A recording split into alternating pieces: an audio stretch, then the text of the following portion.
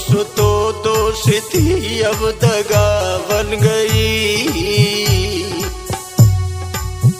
दोष तो दोष थी अब दगा बन गई, जानती जो मेरी और की हो गई जानती।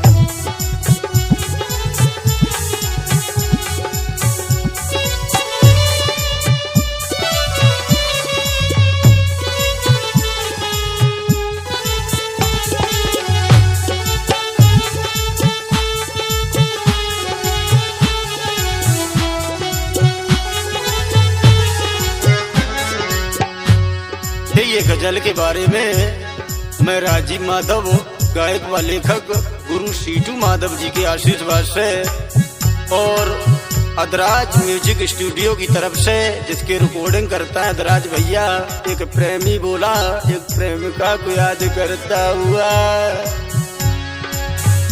दोष तो दोष थी अब दगा बन गई,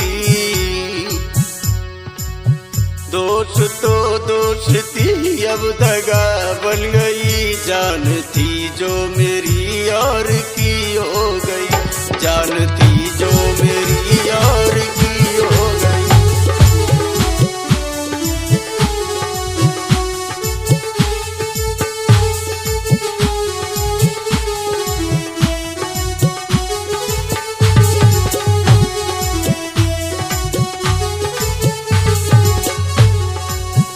अरे जहर जुदाई वाला पिया नहीं जाए रे, तुम बिन जानू अब जिया नहीं जाए रे।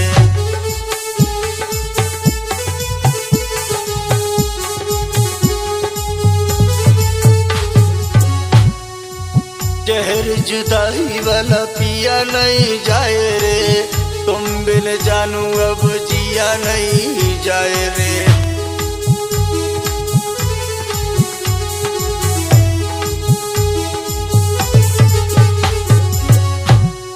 मेरे इस दिल को जख्म दे गई, मेरे इस दिल को जख्म दे गई, जानती जो मेरी और की हो गई, जानती जो मेरी और।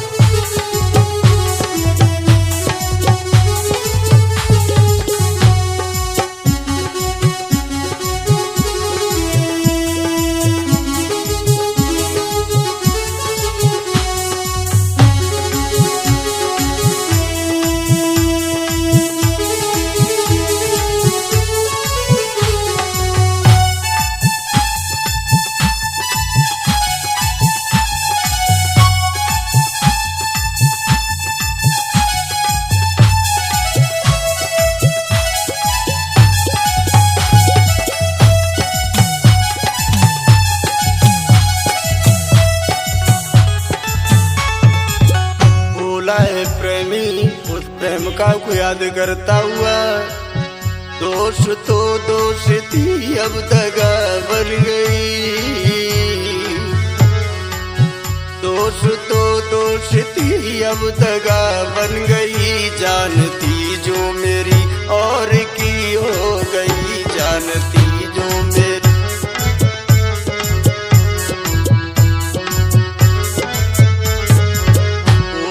प्रेमी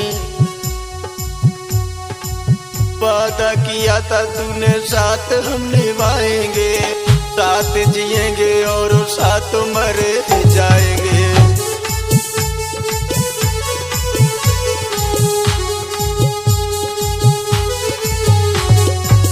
वादा किया था तूने साथ हम निभाएंगे, साथ जिएंगे और साथ मर जाएंगे।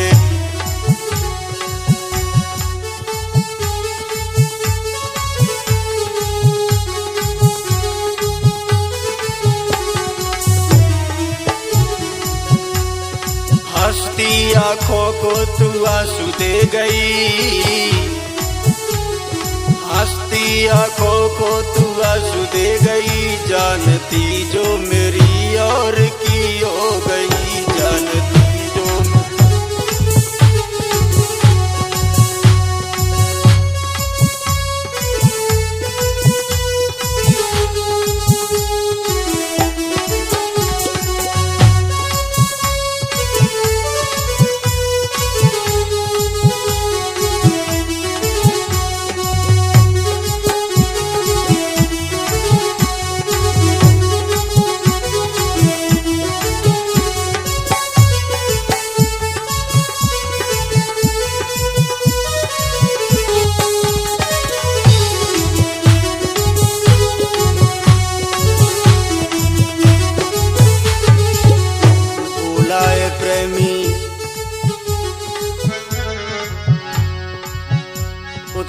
प्रियंका को याद करता हुआ लाला।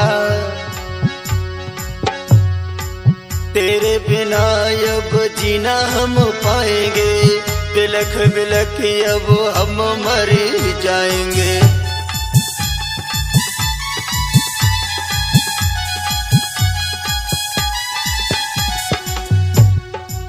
तेरे बिना अब जीना हम पाएंगे, बिलख बिलख के हम मर जाएंगे।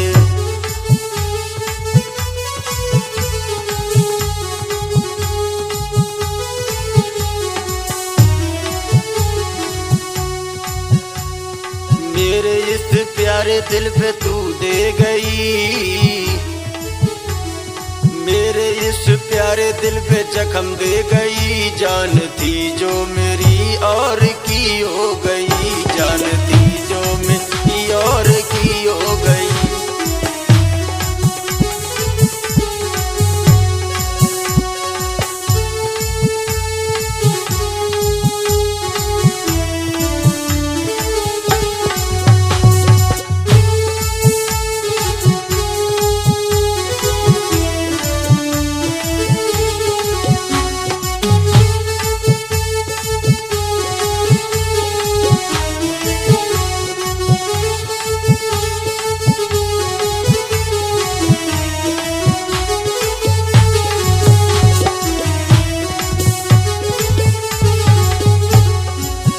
दोष तो दोष थी अब दगा बन गई,